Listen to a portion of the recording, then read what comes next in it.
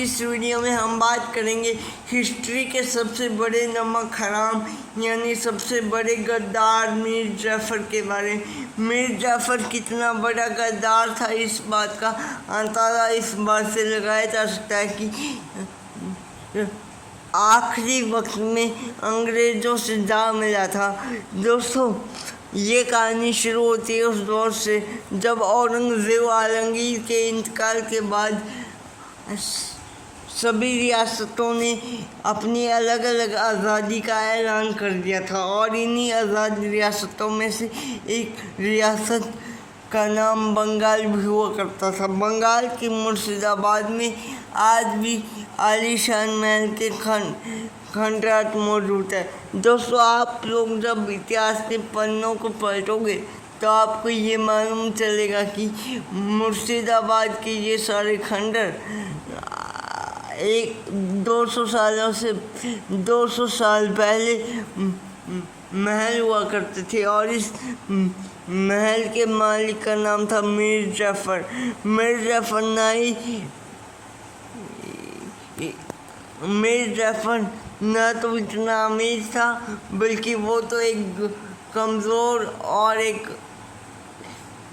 गरीब इंसान हुआ करता था। लेकिन धीरे धीरे हमारे देश भारत के साथ मीर जाफ़र ने एक ऐसी गद्दारी की जिस गद्दारी के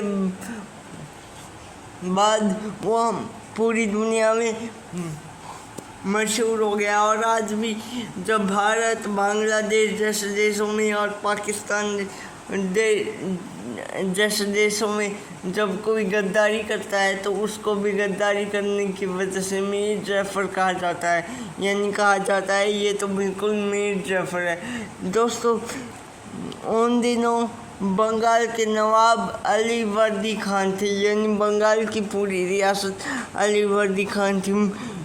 वर्दी खान के पास हुआ करती थी और मीर जाफ़र बंगाल का नवाब बनना चाहता था। इसलिए कहा जाता है कि इसलिए महल में ही रहने वाले अताउल्ला के साथ मीर जाफ़र ने नवाब अली वर्दी खान की खिलाफ साजिश करना शुरू कर दी थी। लेकिन कहा जाता है कि नवाब अली वर्दी खान को इस सब की पहले से ही खबर लग चुकी थी और इससे पहले कि नवाब अली वर्दी खान मीर जाफ़र से अपना हिसाब किताब करते, उससे पहले नवाब अली वर्दी खान का इंतकाल हो गया और उनके इंतकाल के बाद उनके नवासे नवाब सिराजुद्दौला बंगाल के नए नवाब बने। नवाब सिराजुद्दौला एक बहुत ही नेक दिल इंसान थे और ये वो दिन थे जब ईस्ट इंडिया कंपनी के मदद से अंग्रेज़ भारत में घुसने की कोशिश किया करते थे, क्योंकि मीर जाफ़र को नवाब के अच्छे या बुरे होने से कोई फ़र्क नहीं पड़ता था। और हम आपको बताते चलें कि अंग्रेज़ बंगाल रियासत के जितने भी मुजरिम हुआ करते थे उनको पनाह दिया करते थे। और अंग्रेज़ इतना ही नहीं दोस्तों, ये अंग्रेज़ टैक्स में भी चोरी किया करते थे। नवाब सिराजुद्दौला ने इनसे तंग आकर इनको जंग करने का ऐलान कर दिया लेकिन दोस्तों, मीर जाफ़र जंग के आखिरी वक्त में ही अंग्रेज़ों से जा मिला था। कहा जाता है कि अंग्रेज़ों ने नवाब सिराजुद्दौला के महल में मौजूद गद्दारों को खरीदना भी अंदरूनी तौर पर शुरू कर दिया था और इन सभी अंग्रेज़ों ने इतना ही दोस्तों, अंग्रेज़ों ने बड़ी बड़ी पोजीशन पर नवाब सिराजुद्दौला के महल में बैठे हुए लोगों से बात करना भी शुरू कर दी थी। और हम आपको बताते चलें कि नवाब सिराजुद्दौला के महल में ऊंची पोजीशन पर बैठने वाले लोगों में सबसे पहला नाम मीर जाफ़र का था, क्योंकि नवाब सिराजुद्दौला ने अपने सभी अधिकार अपने बाद सबसे ज़्यादा अधिकार और सबसे ज़्यादा पावर मीर जाफ़र को ही दे रखी थी। मीर जाफ़र पर नवाब सिराजुद्दौला को इतना ज़्यादा भरोसा था कि अपनी सगी भतीजी तक की शादी जो है मीर जाफ़र से ही करनी थी। धीरे धीरे मीर जाफ़र नवाब सिराज अली वर्दी खान के दौर में तो नवाब अली वर्दी खान के दौर में तो मीर जाफ़र बंगाल की फ़ौज में एक आर्म सिपाही हुआ करता था, लेकिन जब अली वर्दी खान के इंतकाल के बाद नवाब सिराजुद्दौला बंगाल के नए नवाब बने तो अपनी होशियारी और चालाकियों के बल पर मीर जाफ़र सिपह सलार की पोजीशन पर पहुंच गया था। और हम आपको बताते चले कि अंग्रेज़ और नवाब सिराजुद्दौला के बीच ये जंग भी हुई थी, जिसको बैटल ऑफ अंग्रेज़ों के बीच एक बड़ी जंग हुई थी। और हम आपको बताते चले कि इस जंग में नवाब सिराजुद्दौला के पास हद से ज़्यादा बड़ी फ़ौज मौजूद हुआ करती थी। और हम आपको बताते चलें कि हद से ज़्यादा तोप भी नवाब सिराजुद्दौला के पास मौजूद हुआ करती थी, लेकिन इतना ताकतवर होने के बावजूद भी नवाब सिराजुद्दौला ये जंग कैसे हार गए। और इसका एक ही जवाब है, वो है मीर जाफ़र, क्योंकि मीर जाफ़र जंग के आखिरी वक्त में एक बड़ी फ़ौज लेकर अंग्रेज़ों से जा मिला था।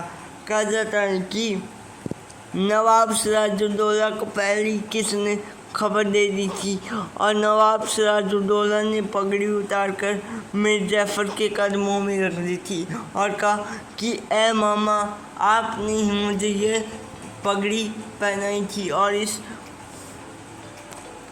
पगड़ी की इज्जत रखना भी आप ही के हाथ में। और कहा जाता है कि ये बात सुनकर फ़ौरन वो कुरान ले आया था, जिस पर हाथ रखकर उसने कसम खाई थी कि वो नवाब सिराजुद्दौला को धोखा नहीं देगा। और उसके बाद लेकिन जंग के बिल्कुल आखिरी वक्त में इसने कसम तोड़ी। और तब जंग के बिल्कुल आखिरी वक्त में ये मीर जाफ़र जो है एक बड़ी फ़ौज लेकर अंग्रेज़ों से जा मिला था। अंग्रेज़ों ने बंगाल पर कब्ज़ा कर लिया था और आने वाले 200 सालों तक के लिए बंगाल अंग्रेज़ों का गुलाम बन गया था, क्योंकि बंगाल का तख्त मीर जाफ़र को अंग्रेज़ों की मदद से ही मिला था। इसलिए मीर जाफ़र कभी भी एक आज़ाद नवाब नहीं बन पाया। और जब अंग्रेज़ जो हुक्म जारी करवाना चाहते थे मीर जाफ़र से करवा लिया करते थे। अंग्रेज़ जो काम कहते थे मीर जाफ़र को वो काम करना पड़ता था। यानी मीर जाफ़र जब तक हमारी इस दुनिया में ज़िंदा है, उसकी एक कुत्ते से ज़्यादा हमारी इस दुनिया में कोई भी हैसियत नहीं थी। और जिस महल में वो रहा करता था उसका नाम भी हमेशा के लिए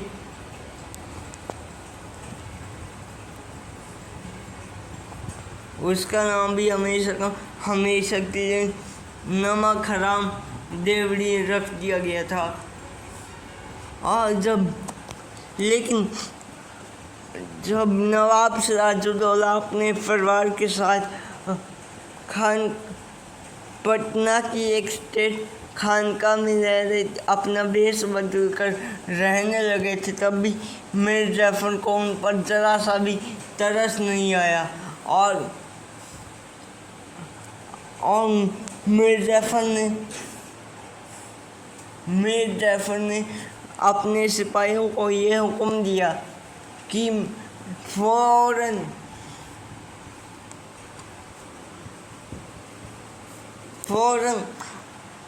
نواب سراج الدولہ کو پکڑ کر میرے سامنے لایا جائے۔ کہا جاتا ہے کہ میر جعفر کے سپاہی نواب سراج الدولہ کو پکڑ کر اس کے سامنے لے آئے، اور اس کے بعد میر جعفر کے بیٹے یعنی میر میرا کے حکم پر انہیں پھانسی بھی دے دی گئی، اور ان کی موت کے بعد ان کی باڈی کو پورے مرشد آباد میں گھمایا گیا، اور ان کی موت کے بعد ان کی باڈی کے ساتھ بہت برا سلوک کیا گیا۔ فی الحال دوستو، آج کی ہماری اس ویڈیو کو ہم یہیں پر ختم کرتے ہیں۔